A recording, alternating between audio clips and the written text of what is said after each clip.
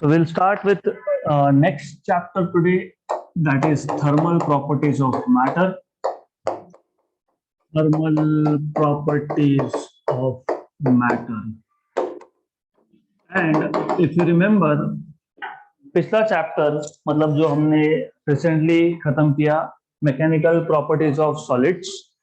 तो जब हमने वो चैप्टर स्टार्ट किया था, I gave you rough introduction about matter.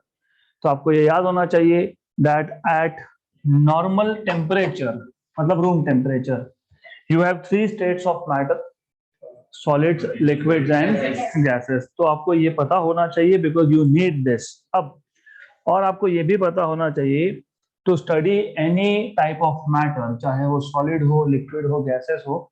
तो सॉलिड्स का अगर आपको स्टडी करना है तो what you can do is, आप इलेक्ट्रिक करंट उसमें से पास करोगे।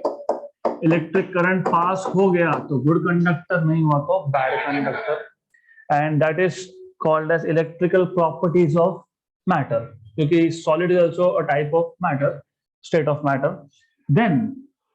Then in the previous chapter, mechanical properties में what you do is you apply forces. You apply forces and you check what happens to the substance, change in length, change in volume, change in shape, etc. That comes under mechanical properties of solids. Okay. अब मैंने आपको एक बार बताया था कि आपको जब एक मटेरियल का स्टडी करना है, खासकर सॉलिड्स, क्योंकि solids are really interesting. Solids में से आप करंट भी पास कर सकते हो, करंट पास हुआ तो गुड कंडक्टर, नहीं हुआ तो बैड कंडक्टर। उस पर आप फोर्स लगा सकते हो, फोर्स लगाओगे तो depending on what is the type of solid you have. आपके पास वायर जैसा सॉलिड है तो चेंज इन लेंथ हो सकता है, आपके पास एक बॉल है या फिर क्यूब है तो उसका वॉल्यूम चेंज हो सकता है, या फिर शेप भी चेंज कर सकते हो। तो that goes under mechanical properties. तो मैकेनिकल मतलब you apply external force, electrical मतलब you pass a current. Now third type of property is thermal property. तो इसमें हम क्या देखेंगे, इसमें हम देखेंगे कि with temperature how the substance is changing its behaviour. Temperature change किया तो what is the change in the behaviour of the substance, and that will go inside under this topic which is called as thermal properties of matter. तो again हमारा major focus रहेगा solids पे। Now before we start, always remember this, you always need to remember what is the basic difference between solid, liquid and gases. तो आपको पता होगा solid में atoms or molecules of the solid, they are very close to each other. And they are at equal distances from each other. तो किसी भी दो atoms या molecules में distance देखोगे तो it is same, always same. ये d distance है तो ये भी d distance होगा, ये भी d distance होगा। So number one, you need to remember that in case of solids you have a periodic arrangement of atoms or molecules. And these atoms or molecules are very close to each other. वो बहुत ज्यादा पास में है, इसका मतलब there is strong force of attraction between atoms or molecules of solid, and definitely hence they have definite shape and definite volume. In case of liquids में shape definite नहीं है, additionally the molecules are away from each other. तो molecule और molecule में जो force of attraction होगा वो कम होगा। तो the molecules of liquid are at larger distances from each other, and hence the molecular force of attraction is weak compared to solids. In gases, molecules are so far away from each other that इनका जो force of attraction होता है it is negligible. Right? This is very important point. याद रखना, क्योंकि अब धीरे धीरे step by step we will start this chapter. तो सबसे पहला, molecule or atoms of the solids are very close to each other, hence strong force of attraction between molecules and atoms, or atoms of course. पता नहीं ना ये atomic है या फिर molecular है, right? liquids में atoms are at larger distance और molecules are at larger distance, so force of attraction is weak. gases में force of attraction between molecules is almost negligible. अब ऐसा क्यों? because you know, अगर आप 0 degree की बात कर रहे हो, 0 डिग्री सेल्सियस, राइट, तो इस केस में there is absolutely, let us say, no heat in the surrounding. अब एग्जाम्पल, फॉर एग्जाम्पल, अब थोड़ा सा आज you must have felt little warm in the afternoon, थोड़ी सी गर्मी थी कंपेयर टू मॉर्निंग या कंपेयर टू 2 दिन पहले, राइट? तो अगर हमको गर्मी लग सकती है, तो अगर ये ऐसा कोई मेटालिक रॉड लेके मैंने टेबल के ऊपर रख दिया, तो वो हीट जो सराउंडिंग में है वो इस मेटल के पास भी जाएगा, इस सॉलिड के पास भी जाएगा, ऑब्वियस, राइट? तो व्हाट हैपेंस इनसाइड सॉलिड, क्योंकि सॉलिड के अंदर जो मॉलिक्यूल्स या एटम्स है, they are very near, so they have strong force of attraction, but they are getting heat from the surrounding, they are receiving heat from the surrounding से heat मिल रहा है। आपको पता है heat is a form of energy which can neither be created or be destroyed। तो कहाँ गया? Material के पास गया। मटेरियल के पास गया मतलब किसके पास गया? एटम्स और मॉलिक्यूल्स के पास गया। तो उन्होंने लेके क्या किया? They start vibrating about their mean position. So these molecules or atoms, they start vibrating about their mean position. ये याद रखना, right? So the motion related to solids is vibrational. Similarly, if you talk about gases, हम liquid की फिलहाल बात नहीं करेंगे, but when you talk about gases में as I told you कि यहाँ के molecules जो है गैस के, they are at very large distance. तो इनको जब हीट मिलेगा सराउंडिंग से, तो डेफिनेटली वाइब्रेट तो नहीं होंगे, they will take up this energy and start moving, they will start moving in random direction, right? In both the cases solids में भी मोशन है, लेकिन सॉलिड्स में वाइब्रेशनल मोशन है, गैसेस में भी मोशन है, लेकिन गैसेस में लीनियर मोशन है। आपको पता होगा व्हेनेवर एटम और molecule moves in a straight line, उसको 4 नाम है: rectilinear motion, translational motion, motion in one dimension, and motion in a straight line. Translational motion is also linear motion with something additional. वो additional क्या है मैं आपको बता देता हूँ। You see, normally जब हम gases की बात करते हैं, तो normally मतलब more than 90% of the gases are molecular gases. एक दो छोड़ दोगे, हीलियम, आर्गन, इनको छोड़ दोगे तो mostly gases are molecular. Molecular मतलब 2 या 2 से ज्यादा एटम से बना है। फॉर एग्जांपल, जब आप ऑक्सीजन बोलते हो O2, it has 2 oxygen atoms, okay? When you talk about let's say H2 में भी H2 है, right? When you talk about O3, ozone, you have 3, right? अब distance between the 2 atoms of a gas, मान लो ये O2 gas है, this is called as bond length, okay? अब what happens is, अगर हमने इस गैस मॉलिक्यूल को energy supply कर दिया, तो 2 चीज हो सकता है। एक तो इट स्टार्ट रोटेटिंग, ये हम देखेंगे डिटेल में चैप्टर नंबर 3 ऑफ 12th। दूसरा, it will take up this energy और ये पूरा का पूरा स्ट्रेट लाइन में मूव होने लगा, है ना? Energy can cause rotational motion or energy can cause translational motion. In case of gas, mostly motion is translational. तो ये याद रखना। अब the idea here is, चाहे वो solids के atoms हो या molecules हो gases के, they are moving. You should know there are 2 types of energy: kinetic and potential. The energy possessed by a body on account of its motion is called as kinetic. तो atoms of solid या फिर molecules of gas, atoms of solid are vibrating whereas molecules of gas are in translation motion. They are in motion, they are in a state of motion, मतलब which energy they have? Kinetic. अब additionally सिर्फ एक atom vibrate हो रहा था क्या? नहीं, all of these atoms were vibrating। या फिर एक ही मॉलिक्यूल यहाँ पे मूव हो रहा है क्या? नहीं, all the molecules are moving, मतलब हर एक मॉलिक्यूल के पास काइनेटिक एनर्जी है। जब आप इन सब काइनेटिक एनर्जी का एडिशन करते हो, so the sum of all the energies of all the molecules inside a gas, or the sum of all the energies of all the atoms inside a solid is called as internal energy, और इसी को बोलते हो thermal energy. क्यों thermal? क्योंकि कहां से आया एनर्जी इनके पास? हीट से। हीट कहां से आया? सराउंडिंग से। क्लियर? तो number one that you should know, at any temperature greater than 0 degree Celsius, there is some amount of heat in the surrounding, और ये heat कहाँ जाएगा? मटेरियल को जाएगा। मटेरियल अगर सॉलिड हुआ तो atoms of that solid will take up that heat and they start vibrating। इसका मतलब ये भी होता है जितना ज्यादा सराउंडिंग का टेम्परेचर, उतना ज्यादा सराउंडिंग में हीट, उतना ही ज्यादा ये वाइब्रेट होगा। राइट? मतलब उतना ही ज्यादा इसका इंटरनल एनर्जी होगा। और ये इंटरनल एनर्जी क्यों आया? Because of temperature. तो इसको क्या बोलेंगे? Thermal energy. Right? Similarly, in case of gas, more is the thermal energy, with more speed this molecules of the gas they translate with ज्यादा स्पीड से आएगा ना, ज्यादा एनर्जी मिल गया तो they will move faster।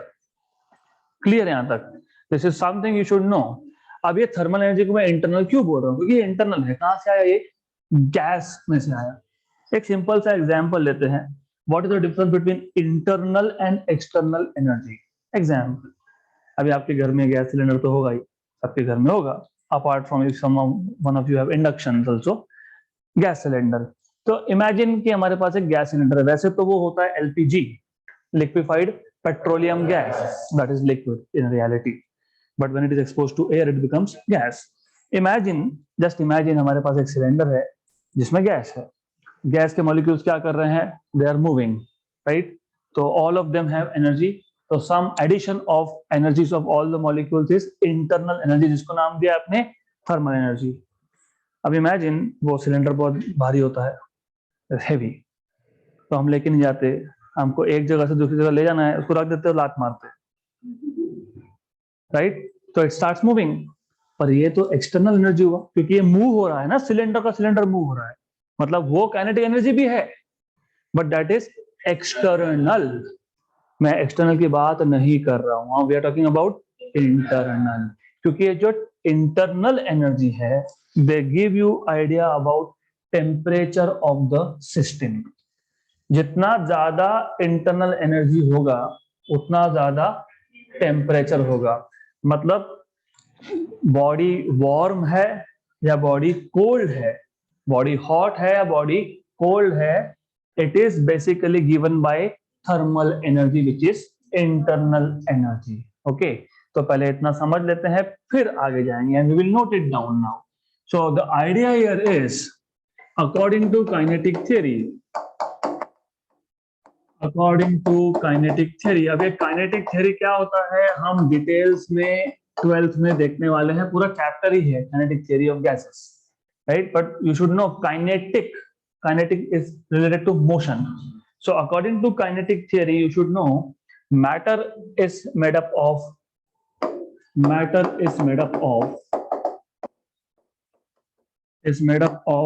atoms or molecules which are in a continuous state of motion,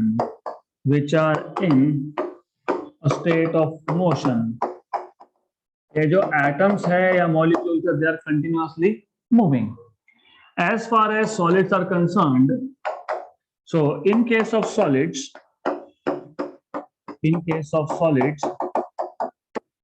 atoms और molecules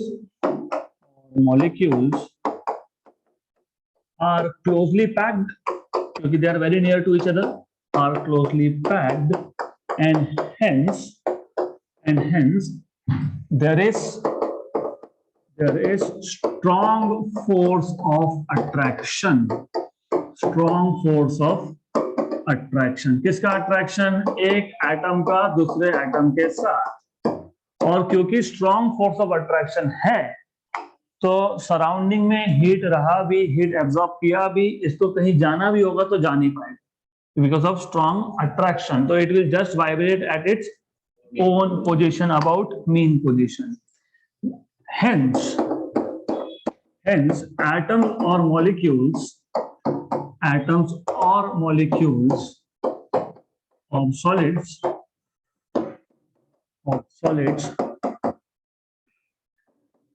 perform vibrations about their mean position.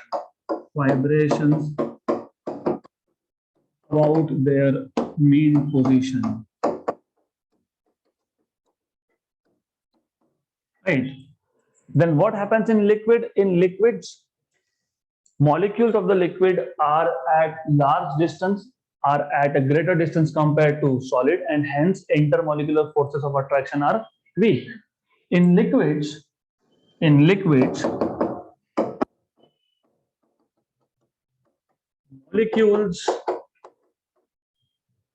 are at large distance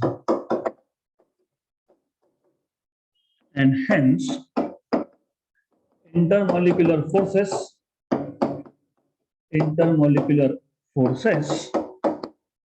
are weak. और मैंने जानबूझ के यहाँ पे सीधा सा मॉलिक्यूल्स के बारे में बात की. I am not said in liquids atoms because you know most of the liquids are molecular liquids. The one which is responsible for your life is also molecular liquid, H2O, right? So in case of gases, the molecules of gases are at a very large distance. जब मैं very large distance बोलता हूं तो मैं kilometre की बात नहीं कर रहा हूं. Very large distance compared to solids and liquids are at very large distances and hence intermolecular forces are negligible. Intermolecular forces are negligible. तो इस केस में क्या होगा? I can say can be neglected is better. Can be neglected.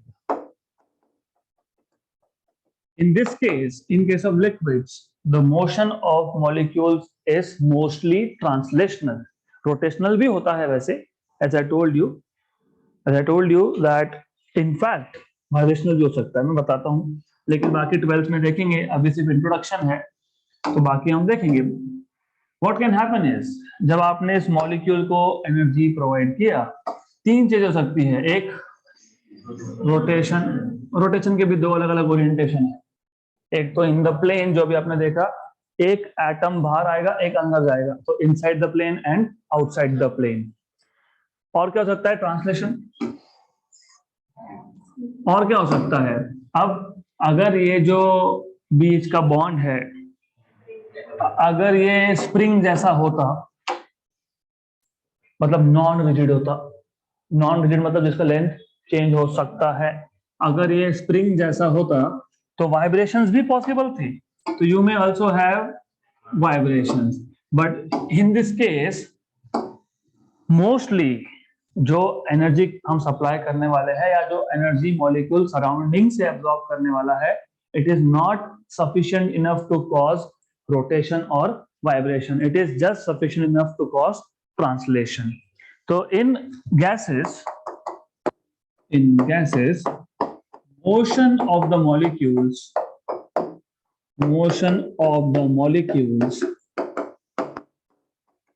is mostly translational.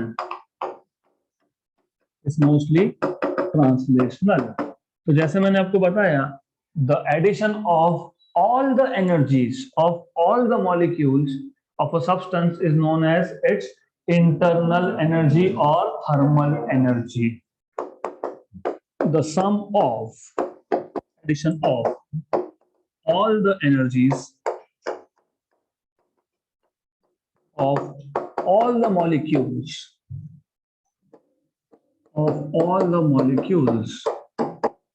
of a substance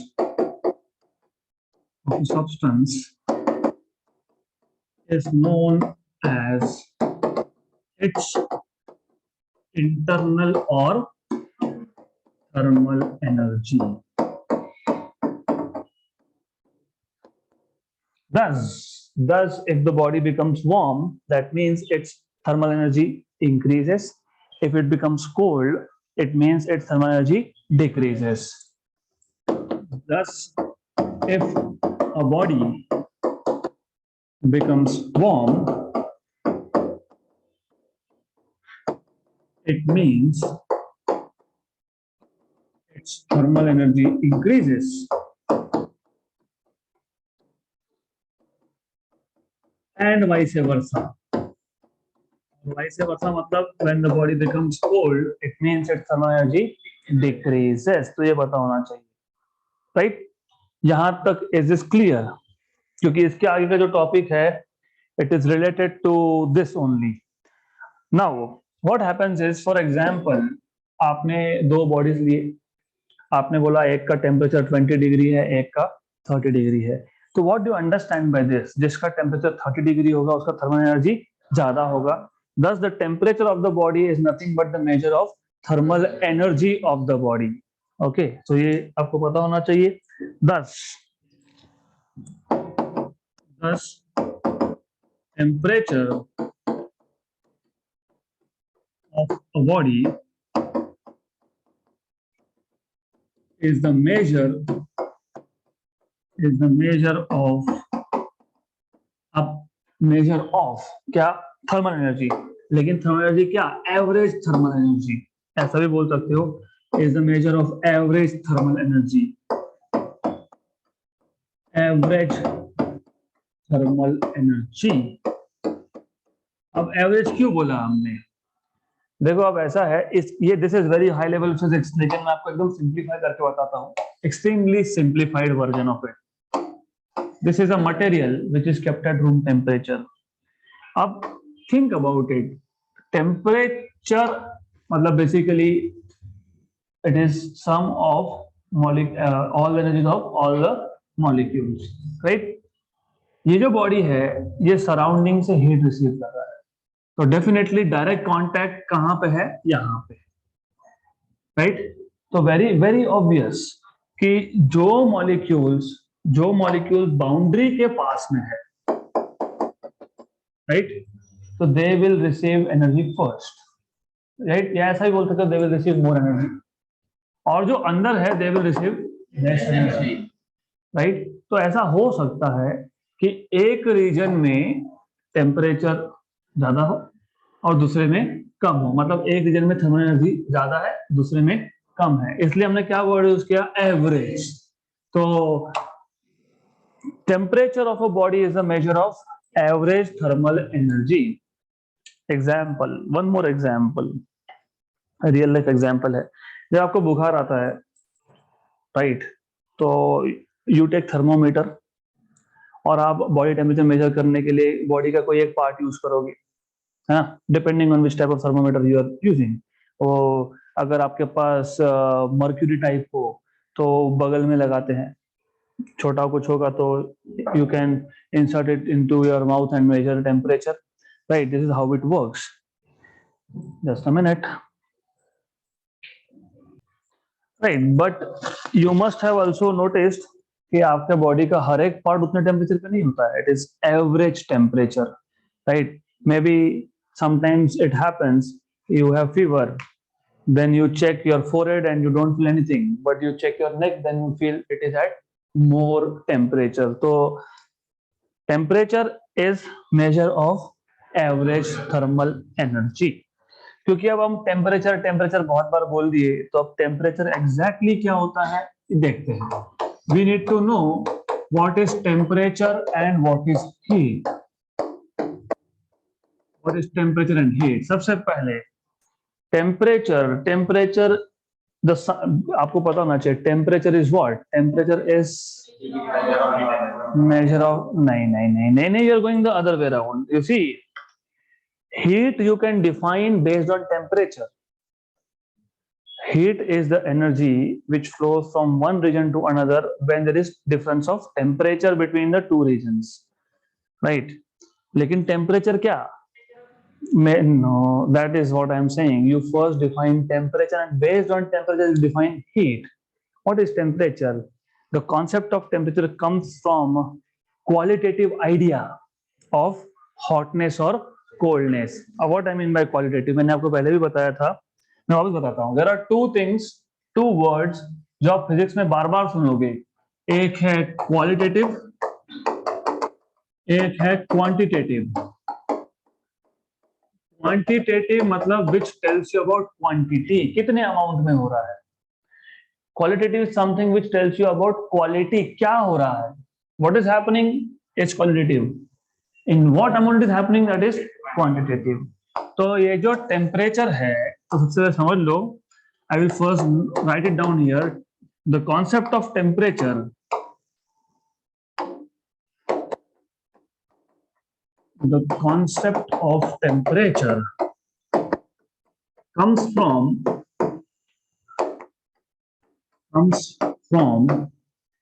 the qualitative ideas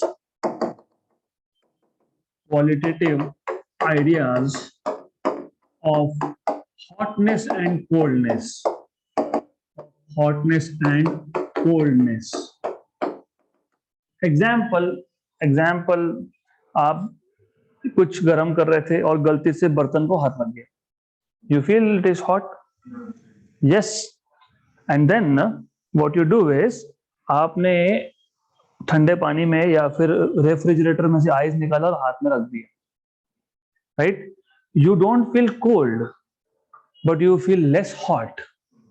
Right? On the other way around, अगर आपको burn नहीं हुआ था, you have not touched any hot utensil or hot water. अब ice को हाथ में ले लो. You feel cold, very cold, right?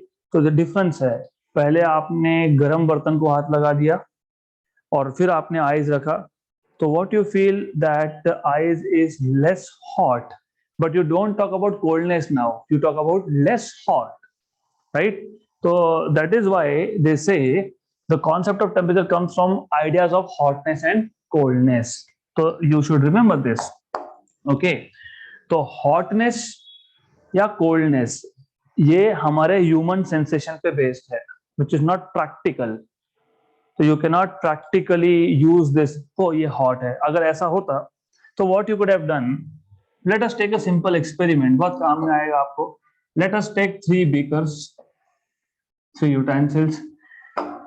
एक में हमने डाल दिया आइस, एक में हमने फिलअप कर दिया lukewarm water. पता होगा ना, कोमट पानी. We call it as कोमट पानी, right? तो अभी जब आपको थोड़ा सा सर्दी हुआ, तो फिर यही आप दिन भर में कितनी बार पीते हो, I don't know. तो you should know. So we have some ice cubes here. अब समझ लेना कि ये आइस है. I don't want to waste my time in drawing. तो ये आइस है. मान लो this is ice. Okay, this is very cold. Then you have lukewarm water. आपके पास पानी है. Lukewarm water here, something like this. Okay, then in fact you should know one thing. Then you have hot, very hot water. Actually उल्टा होता है, आपको पता है. You should know. For example, आप अगर night sky में देखोगे, if you look at the stars, तो red star is actually at lower temperature. वो cold होता है और blue is hot. हम उल्टा यूज करते हैं. क्यों? क्योंकि हमारे लिए लाल मतलब खतरा, डेंजर. ओके, तो ये याद रखना. तो अभी ठीक है, हम ह्यूमंस है तो हम प्रैक्टिकली इसको हॉट मान के चलते हैं. This is hot water, this is lukewarm water, and this is ice cubes, let us say. So as I told you, the degree of hotness or coldness is nothing but temperature. तो as I told you कि मान लो हमने temperature को ऐसे define किया होता कि हाँ ज्यादा हॉट मतलब ज्यादा टेम्परेचर. प्रॉब्लम क्या होगा? You put your hands inside hot water for a while, right? फिर वहां से हाथ निकाल के आपने डाल दिया lukewarm में. lukewarm एक्चुअली वार्म है, but you feel it is cold. क्यों? क्योंकि कंपैरेटिवली पहले आप किसके साथ कांटेक्ट में थे? Hot water. उल्टा, थिंक अदर वे अराउंड. आपके हाथ में आइस रखो और आइस छोड़ के lukewarm वाटर में हाथ डाल दो, तो what you will feel is lukewarm water is lukewarm, but you will feel it is very hot, right?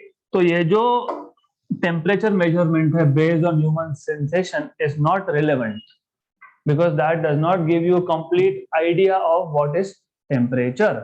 Good. So we will not write down a lot about it, just rough. So temperature is the degree of hotness or coldness based on human sensation. बाकी details मैं notes में डाल दूंगा, तो don't worry. Based on human sensation, but this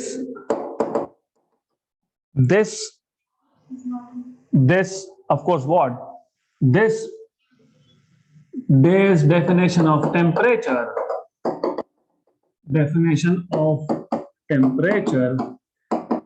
is not relevant.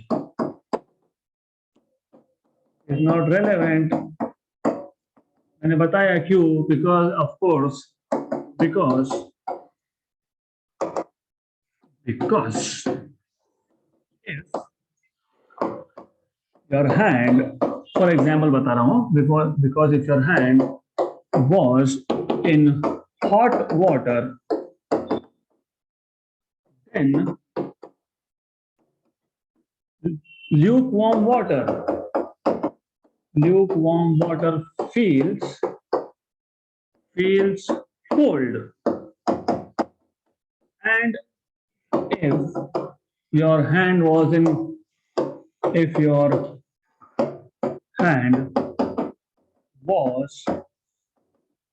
a tub full of ice, then lukewarm water feels what? Hot, right? Good. तो ये human sensation पे base जो है वो चलने वाला नहीं है.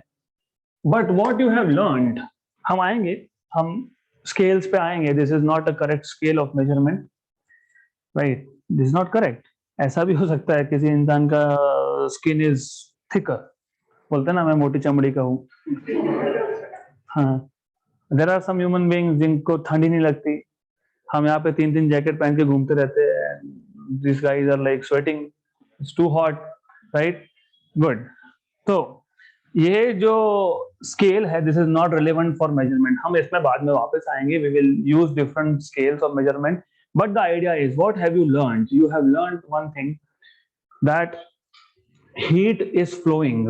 जब आपने हॉट वाटर में हाथ आपका इंसर्ट किया था, तो आपको गर्म इसलिए लगा क्योंकि heat is flowing from hot water to your hand, because your hand was at lower temperature. और जब आपने वही हाथ निकाल के आपने आइस में डाल दिया या लूकवार्म वाटर में डाल दिया, तो now the heat is flowing from your hand to ice, right?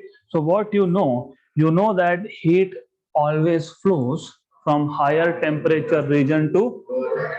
Now you will define heat. Heat is a form of energy which flows from higher temperature region to a lower temperature region. So based on temperature you define heat and not the other way around. तो पहले temperature define करोगे. It is degree of hotness or coldness. It is based on thermal energy of the system. Then you define heat. So heat is energy which is flowing because of temperature difference. मैंने आपको पहले भी एक बार बताया था, physics में 3 to 4 quantities are there which will be flowing due to difference of something. Example, current flows from higher potential region to lower potential region. So whenever there is potential difference, there is current. Wind always flows from higher pressure region to lower pressure region. अभी आपको लग रहा होगा कि बहुत गर्मी हो रही है. क्यों? Because wind is not flowing. Why not? मैंने दरवाजे खिड़की सब बंद करके रखा है. इसका मतलब it is now like hydrostatic. Hydro basically is a term used for liquid as well as gases. तो ये सिचुएशन है जिसमें gas is at rest. Gas is not allowed to go out or come inside. तो यहाँ पे क्या हो गया, मैंने इस रूम में गैस को एनक्लोज करके रखा है और वो रेस्ट पे है, राइट? जैसे ही मैं एक डोर ओपन करता हूं, कुछ नहीं होगा. एक डोर और एक विंडो कम से कम ओपन करना पड़ेगा. जो wind flows from higher pressure to lower pressure. If you just open one door और बाकी सब बंद रखा है तो प्रेशर डिफरेंस हुआ कहां से? अगर डोर के बाहर ज्यादा प्रेशर है और विंडो भी ओपन कर दिया, विंडो के बाहर कम प्रेशर है, तो wind will flow from door to window. उल्टा हुआ, अगर उल्टा हुआ, विंडो के बाहर ज्यादा प्रेशर है और डोर के बाहर कम है, आप दोनों ओपन कर दिए तो wind will flow from window to door, right? तो कभी आपको घर में बहुत गर्मी हो और आपने सिर्फ एक विंडो खोल दिया, फिर भी बोलते अरे हवा ही नहीं आ रही, because according to physics you are wrong. According to physics you should have pressure difference, तो एक डोर भी ओपन करना पड़ेगा, नहीं तो एक ही खिड़की खोल के बैठ गए, हवा ही नहीं आ रही, तो ऐसा नहीं होता है, यू शुड नो। तो now in any case what we have learned, but what we observe is that heat flows from higher temperature region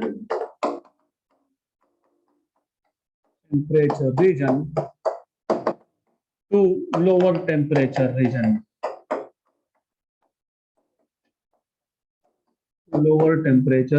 region. Thus heat is a form of energy. Heat is a form of energy that flows due to temperature difference.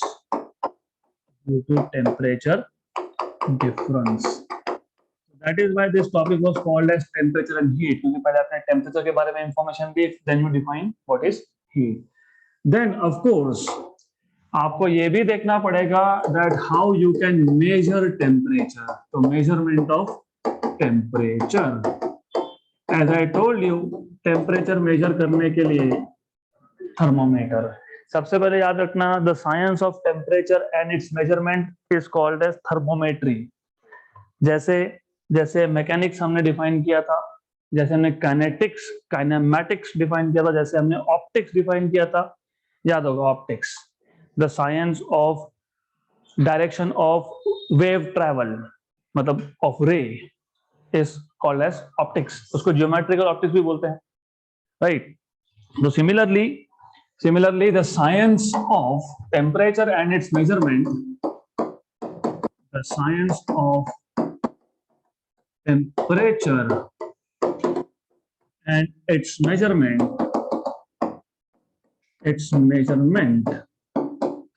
is known as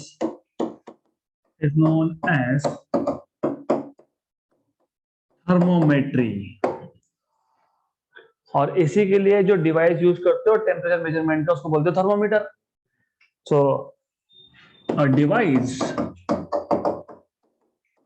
which is used to measure temperature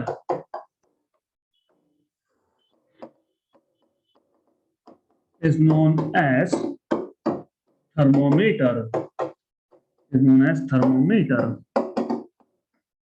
right? लेकिन thermometer में आप कोई तो substance use करोगे ना to measure temperature. For example mercury क्यों use किया? Why don't you use water? Why don't you use kerosene? Why don't you use edible oil? Why don't you use coconut oil? Why don't you use XYZ thing? Why only mercury? Because it expands, exactly. Because आप वही material use कर सकते हो जिसकी properties में कुछ change होगा due to change in temperature. Mercury expands with increase in temperature. So materials whose properties change significantly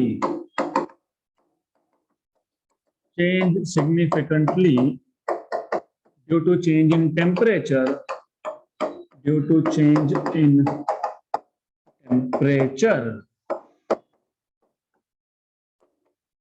can be used for temperature measurement.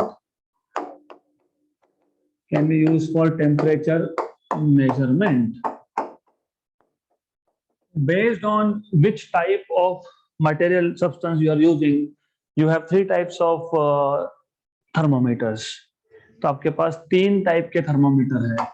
तो of course types of thermometer, सबसे पहला है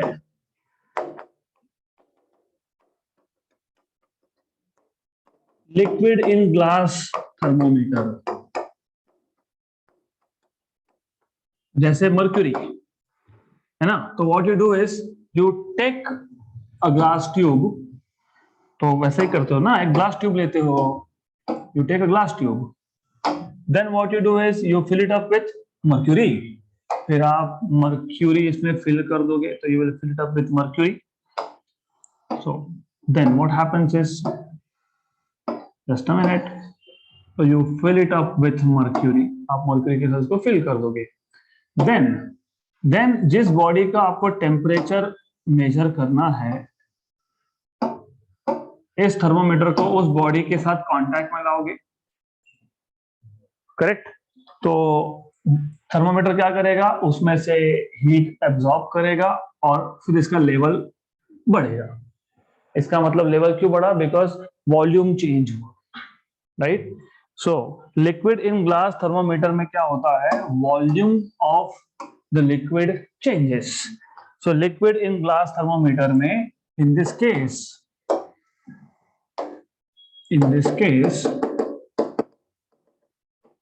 case substance like mercury, alcohol, etc. are used for temperature measurement.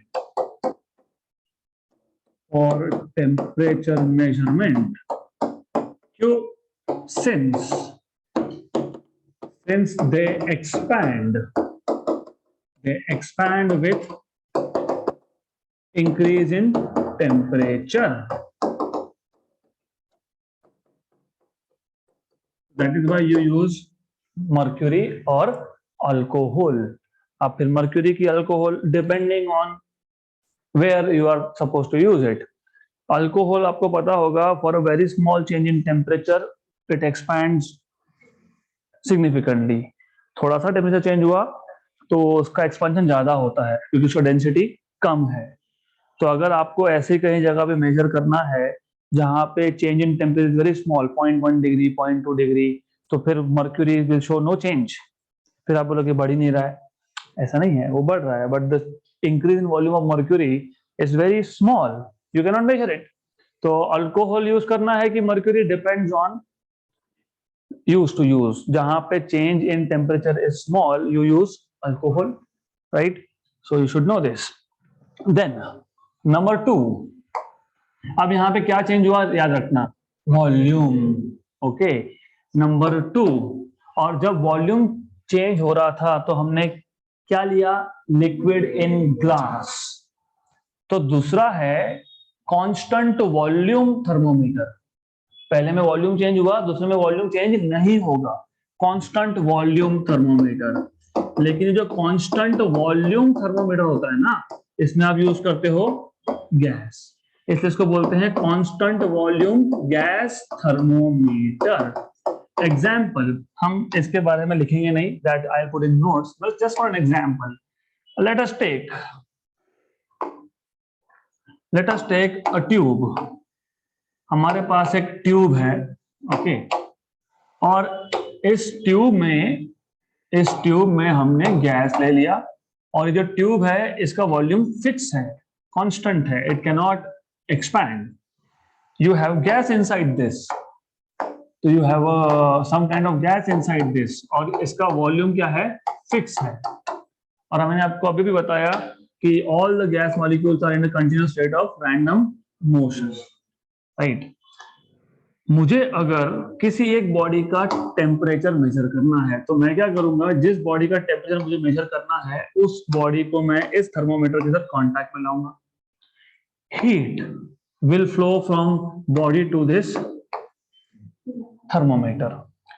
Heat जाएगा कहां, gas molecule के पास. Gas molecule they will start moving faster, and when they move faster, they, yes, they basically apply more force, क्योंकि अब fast move है मतलब ज्यादा collision होंगे ना, ज्यादा कोलिजन होगा मतलब ज्यादा फोर्स एक्सर्ट होगा ऑन द वॉल्स, मतलब ज्यादा प्रेशर होगा।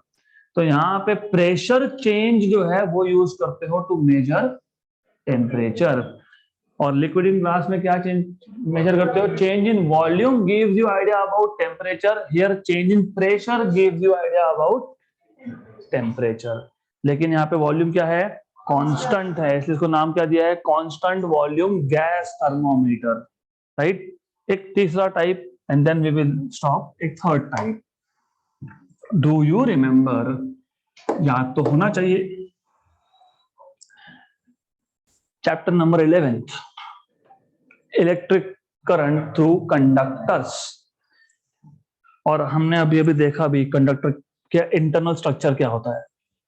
और अगर आपको याद होगा, अगर आपके पास एक बैटरी कनेक्ट किया है आपने, तो electrons flow from negative to, जब ये बेचारा इलेक्ट्रॉन, बेचारा ही हो इसलिए बेचारा, जब ये जाने की कोशिश कर रहा था नेगेटिव टर्मिनल से पॉजिटिव की तरफ, तो यहाँ पे ये जो आयोन्स थे, मतलब एटम्स या मॉलिक्यूल्स है, ये दे वर वाइब्रेटिंग, और इसकी वजह से कोलिजन हुआ, कोलिजन की वजह से रेजिस्टेंस हुआ। मैंने टेम्परेचर बढ़ा दिया, तो टेम्परेचर बढ़ा दिया तो अब इनका वाइब्रेशन और भी ज्यादा होगा, मतलब नंबर ऑफ कोलिजन बढ़ेंगे, मतलब रेजिस्टेंस बढ़ेगा, राइट। तो with temperature resistance increases. You can also use how much is the change in resistance to measure what is change in temperature. तो ये जो तीसरा टाइप है इसको बोलते हैं resistance thermometer, resistance thermometer. So in this case, the change in resistance gives you idea about change in temperature. So there are three different concepts you can apply to measure temperature of the system: change in volume, change in pressure, and change in resistance. Okay, so that's it for today.